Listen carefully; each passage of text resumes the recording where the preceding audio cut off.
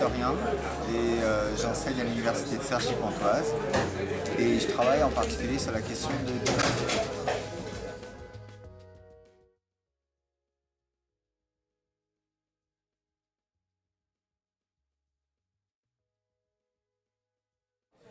C'est un parcours assez classique. Au niveau de mes études, j'ai fait une classe prépa à Dijon, puis ensuite à Henri IV. Et puis ensuite, j'ai fait des études, un double cursus d'histoire et de philosophie. Puis à un moment donné, j'ai dû arrêter la philosophie, en tout cas de manière universitaire. On n'arrête jamais vraiment de philosopher. Et puis j'ai fait une agrégation d'histoire et un doctorat d'histoire.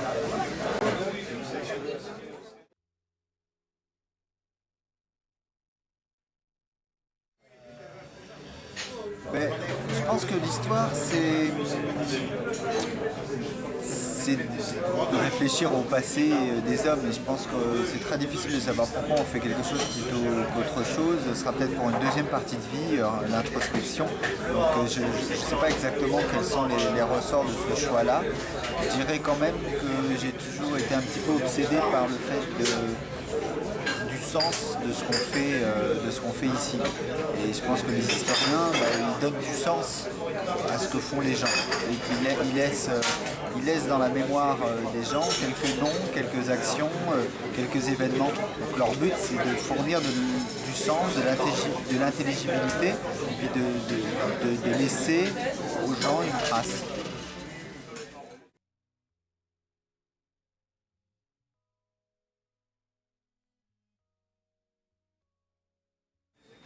Le parcours de Barack Obama, la personne de Barack Obama m'intéressait parce que c'était quelqu'un qui correspondait à mes champs de recherche déjà, c'est-à-dire la question de l'identité et la question des nouvelles identités.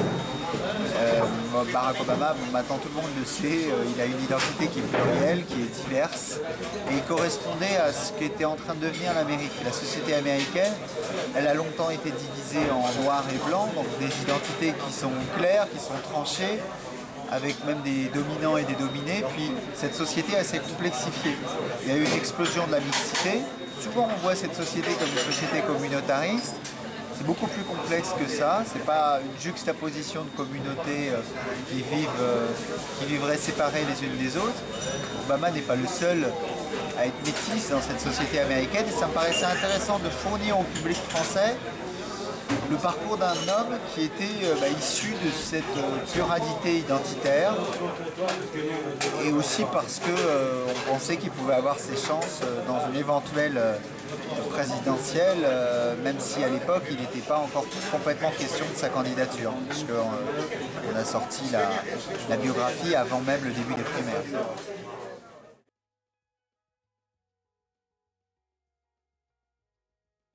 Barack Obama, il est intéressant dans ce qu'il représente, c'est-à-dire que cette image de la mixité, de la diversité identitaire, la manière dont il s'est cherché. Son papa étudiant kényan, il a essayé de devenir un afro-américain, il a essayé de faire croire qu'il était noir américain alors qu'il ne l'était pas pour s'intégrer. Et donc il a eu cette question identitaire très forte. Et ça c'était intéressant. Et puis il y a aussi évidemment cette idée qu'il avait ses chances et que son parcours servi aux Américains. Je me rappelle je me souviens de sa première victoire. Sa première victoire c'était dans l'Iowa. Et dans l'Iowa, donc c'est un État qui est blanc à 97%, il y a très très peu de noirs. Et il commence son discours en disant They said this day will never come. Ils pensaient que ce jour n'arriverait jamais. Donc il renvoie un petit peu aux cyniques qui pensaient que son parcours n'était pas possible, qu'il n'arriverait pas au bout. Et ensuite il fait un discours où il raconte son histoire, le fait que son grand-père élevait des chèvres en Afrique, au Kenya. Et il termine en disant cette histoire est une histoire qui n'est possible qu'aux États-Unis d'Amérique. Et tout le public scande USA, USA, USA. Et là, moi, pour ce qui est de moi, en tout cas, devant ma télé, en regardant ce discours, c'était la première élection dans les primaires, j'ai dit il va gagner. Il va gagner. On n'était qu'en janvier, mais il a réussi à faire de son histoire complètement improbable, complètement d'ailleurs, complètement impossible dans cette Amérique raciste, partagée par la ségrégation raciste pendant des décennies. Il avait réussi à faire de cette histoire improbable une histoire américaine. Et il allait réussir à se créer comme le candidat américain face d'abord à Hillary Clinton et ensuite face à John McCain. John McCain, théoriquement, c'est l'américain. C'est l'ancien du Vietnam, c'est le vétéran, c'est le cow-boy.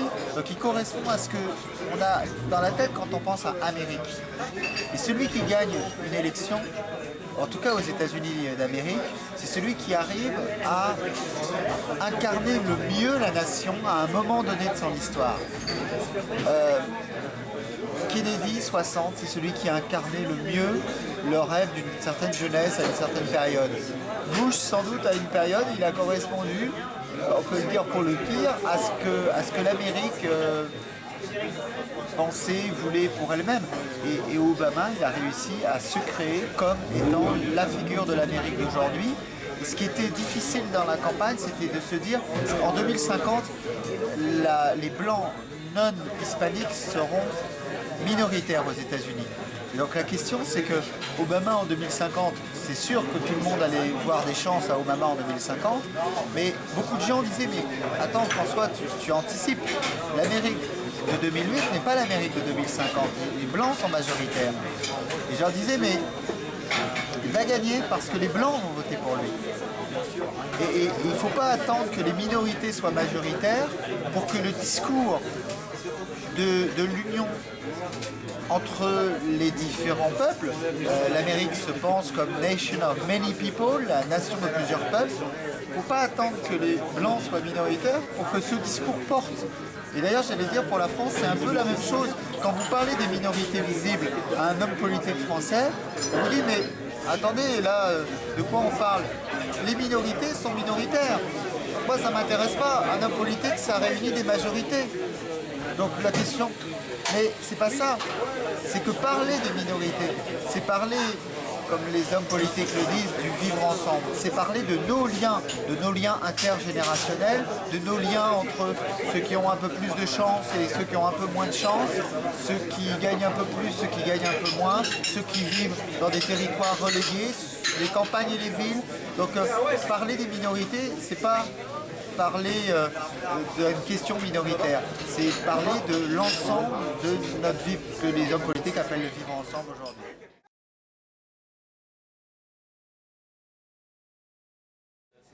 Alors c'est ma thèse portait en fait sur le rôle des États-Unis en Afrique subsaharienne et notamment dans la décolonisation d'Afrique subsaharienne. Donc, ce que j'ai essayé de faire, c'est de tricontinentaliser la question coloniale. La question coloniale, elle a été vue comme une sorte de psychodrame franco-français. J'ai essayé de montrer que c'était en pleine guerre froide, donc nécessairement les États-Unis d'un côté et l'URSS de l'autre avaient eu leur mot à dire dans cette histoire-là. Et en fait, c'est simplement dans la continuité de ce qu'on appelle aujourd'hui l'histoire globale. Aujourd'hui, l'historien ne doit pas être polarisé par son échelle nationale. Au 19e siècle, l'historien, c'était Michelet. Michelet, il a écrit une superbe histoire de France. L'objet de l'historien, c'était la France à l'époque. Aujourd'hui, l'objet de l'historien, ça ne peut pas être la France, ou en tout cas, c'est la France dans le monde. Alors, il y a le courant de l'histoire mondiale. L'histoire mondiale, c'est prendre l'ensemble de l'échelle monde. Et puis, il y a le courant de l'histoire globale, qui est de mettre l'accent sur les liens, sur les interrelations entre les gens à l'ère de la mondialisation.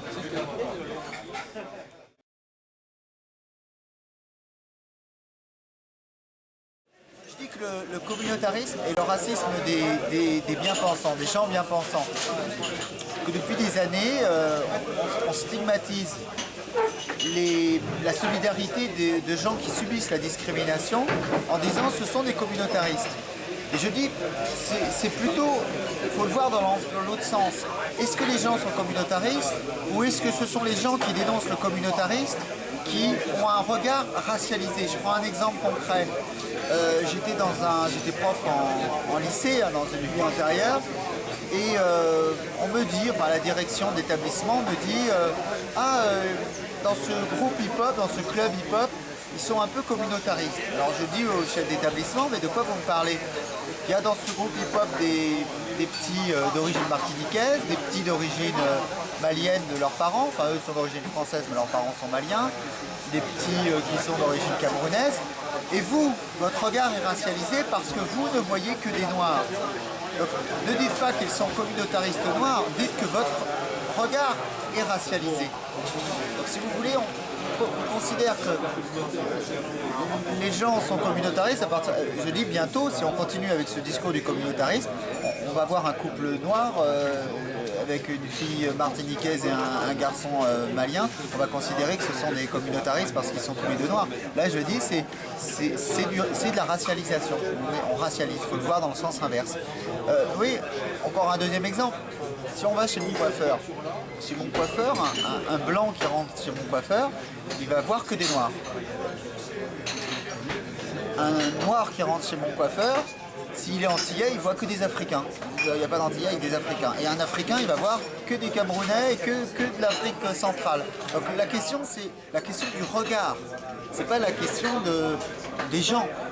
Incontestablement, le monde du 21e siècle, si on veut reprendre ce terme de communauté, est moins ancré dans des communautés qu'auparavant. Je prends un autre exemple. Moi, j'ai travaillé sur la communauté guinéenne, notamment dans l'Ohio, et constaté que les Guinéens se mariaient entre eux, à Columbus, dans l'Ohio. C'est incontestable. Les mariages se font entre Guinéens. Mais il y a 50 ans, un Guinéen en Guinée, on se marie entre Soussous, entre Malinqués, entre Peuls. Et même, on se marie à l'intérieur de sa propre caste. Donc ça veut dire que les Guinéens se marient entre eux aujourd'hui et dire de cela qu'il y a un repli sur une communauté, c'est faux. C'est-à-dire que se marier entre Malinqué et Soussou quand on habite dans l'Ohio, c'est déjà avoir une ouverture beaucoup plus grande que celle qu'avaient nos arrière-grands-parents. D'ailleurs, l'historien, lui, il n'apporte pas de jugement de valeur sur ce phénomène. Il constate. Et en fait, ce qu'on appelle repli identitaire n'est pas du repli identitaire. Les identités se recomposent au XXIe siècle. C'est l'ère de la pluri-identité.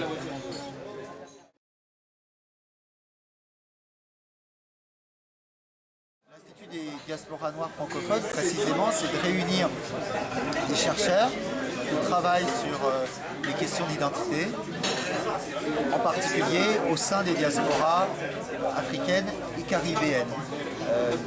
Ça existe aux États-Unis, en Grande-Bretagne, ce qu'on appelle les Identity Studies. Ça n'existe pas en France parce que, en France, encore une fois, on estime qu'il y a des sujets qui sont tabous, la question de la couleur en particulier, et que l'historien, le sociologue n'a pas à travailler sur ces sujets.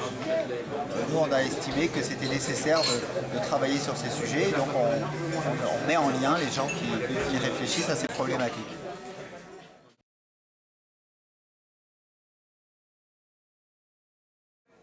Le mouvement pluricitoyen, donc c'est un mouvement qui est né le 20 janvier 2009. Il est né à la fois de ce qui était en train de se passer aux États-Unis, mais aussi de ce qui était en train de se passer en Guadeloupe. C'est-à-dire ce mouvement de lien en âge, ce mouvement de mise en lien, alors contre la profitation en Guadeloupe. Et on s'est dit, mais pourquoi on ne pourrait pas prendre exemple sur ces luttes pour mettre en lien aussi en France des gens qui ne se sentent pas représentés par les partis traditionnels.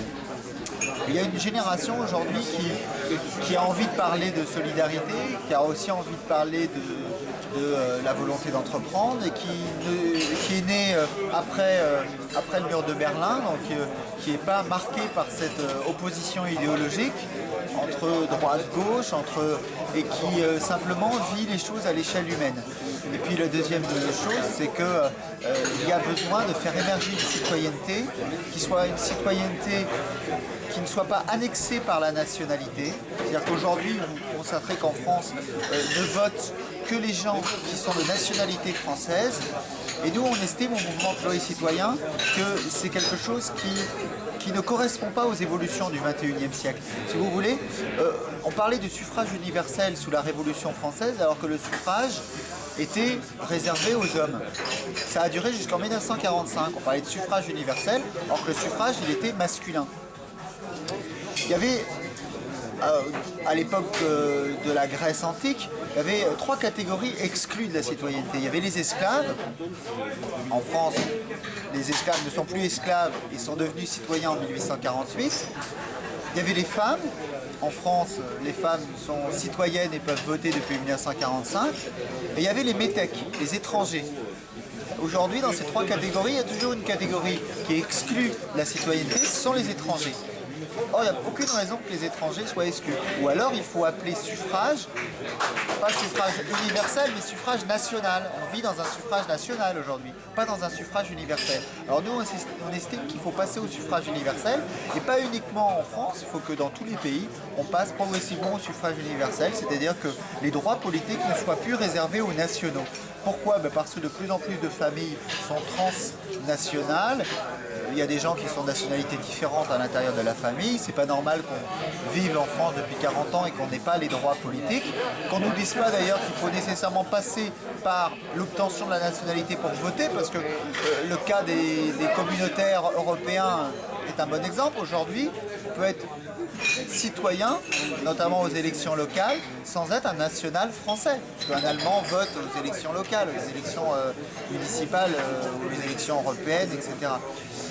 Donc, pourquoi alors qu'est-ce que ça peut donner comme conséquence, ça la conséquence, c'est que pour faire émerger une démocratie mondiale, on n'y arrivera pas par les institutions internationales. Pourquoi? Parce que les institutions internationales, elles sont le lieu de réunion des intérêts nationaux. Ne demandez pas à Nicolas Sarkozy, ou ne demandez pas à Barack Obama, qui a été élu et qui a sa légitimité dans sa propre nation, qui a été élu par des nationaux, de défendre d'autres intérêts que les intérêts de sa nation et de ses nationaux. On n'aura pas aux États-Unis un président plus ouvert et plus transnational que Barack Obama. Mais Barack Obama ne peut pas s'occuper du sort du monde pour une raison simple. Sa légitimité, il la tire des Américains. C'est la démocratie nationale aujourd'hui. Donc les institutions internationales ne peuvent pas faire progresser la démocratie nationale. La démocratie internationale, pardon. Ce qui peut faire progresser une démocratie globale, c'est nécessairement les peuples, les gens.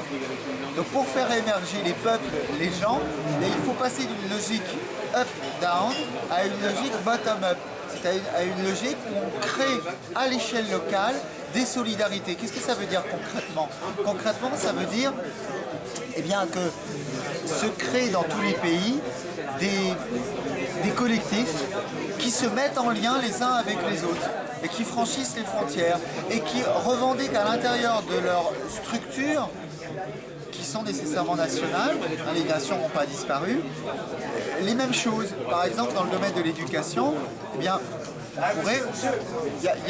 une universalité.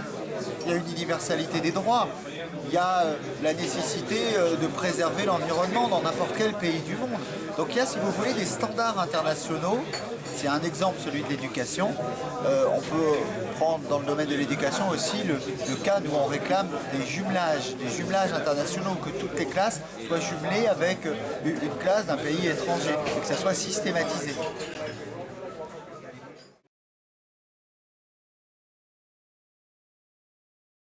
L'appel pour une république multiculturelle et post-raciale qui a été lancé le 20 janvier dernier, l'idée était en fait de réunir une centaine de personnalités, de gens issus de la société civile, et de leur demander chacun une mesure concrète en 10 lignes dans le domaine du vivre ensemble, du lien. On s'est dit, le vivre ensemble, c'est le mot bateau des politiques, et ça passe dans tous les discours.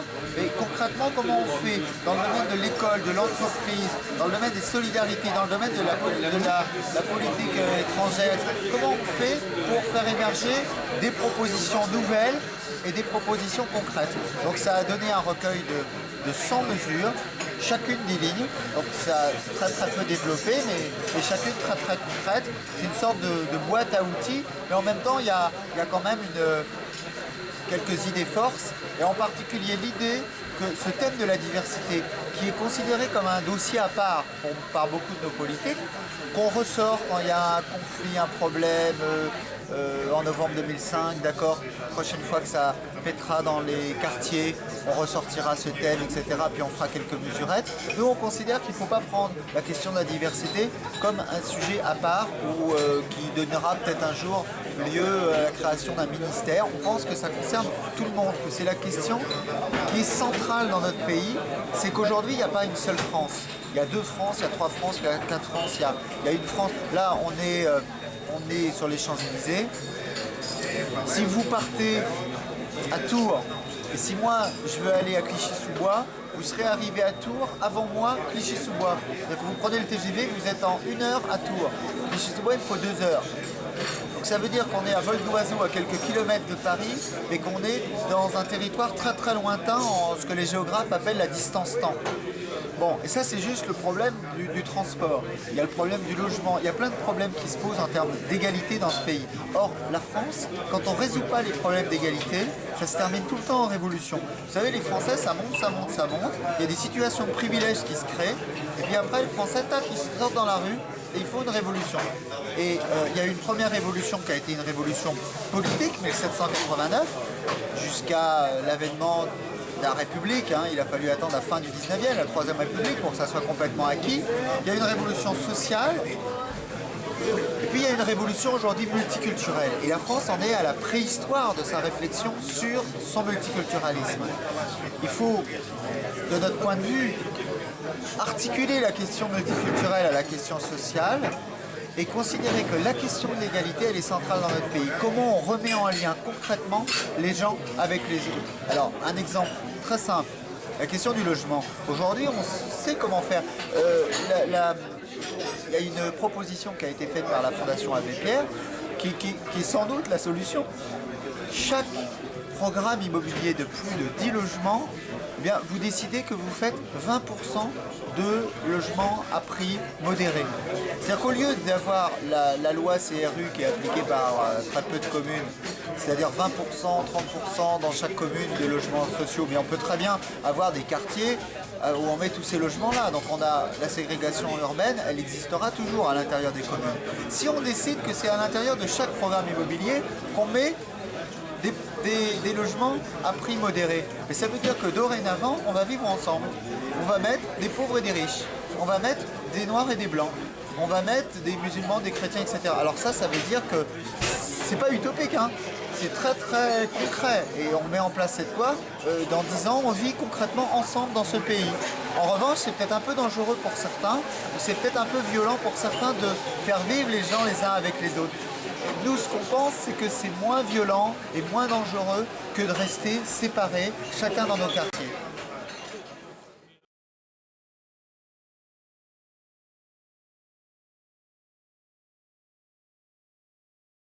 Et c'est pour ça que le seul moyen d'y arriver, c'est la démocratie.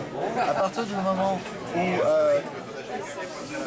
ces thèmes-là, l'idée n'est pas de les garder pour soi, ou c'est à un moment donné de les présenter à l'ensemble des gens et de dire voilà notre programme, c'est pas le même programme que tel parti de droite ou de tel parti de gauche, c'est peut-être une proposition que les autres candidats à une élection n'auront pas portée, et donc il faut aller devant les gens, et puis après c'est les gens, c'est la démocratie qui tranchera. Si la démocratie tranche en disant un jour dans ce pays, nous, peuple français, voulons vivre les uns avec les autres. Nous, peuple français, estimons qu'on est plus fort ensemble que désunis, alors que depuis des générations, on fonctionne sur la désunion des uns avec les autres.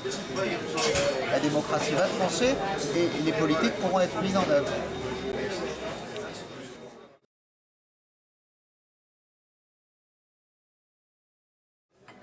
La coupe de cheveux, elle est sans doute liée à Michael Jackson.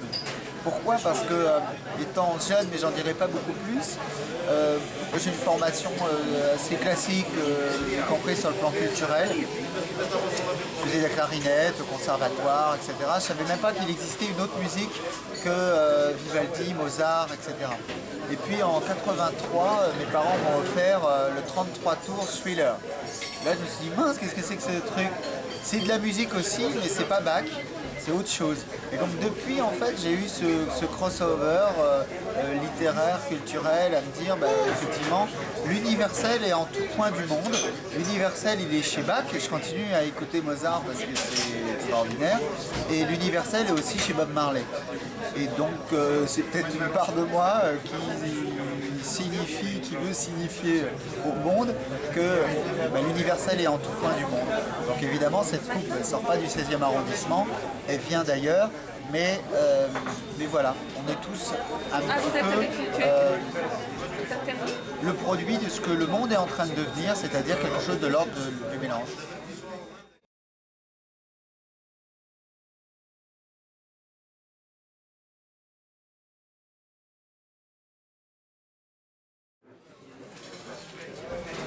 Film préféré cette année,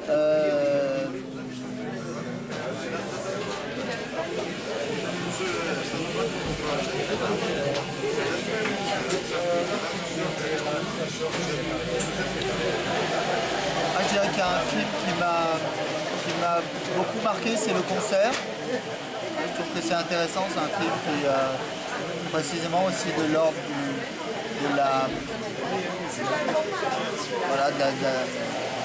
mélange, je trouvais que c'était un film très... voilà, c'est le film qui me vient là en tête quand je me posais cette question.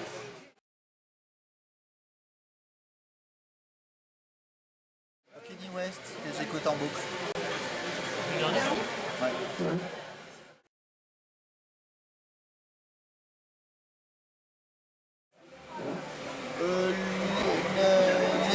L'histoire de l'esclave Fursi de Mohamed Aïssaoui, qui est d'ailleurs à la fois prix Renaudot Essai et qui est aussi prix des trophées afro-caribéens, dont je suis le président du jury, donc enfin c'est pas ma voix ne comptait pas double, hein, mais ça a été l'unanimité pour considérer que c'était le meilleur ouvrage de l'année en essai.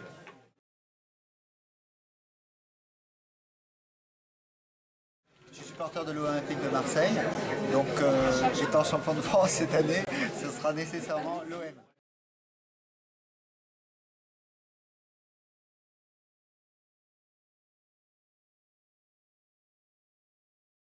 L'univers, il est fait de projection vers quelque chose de meilleur.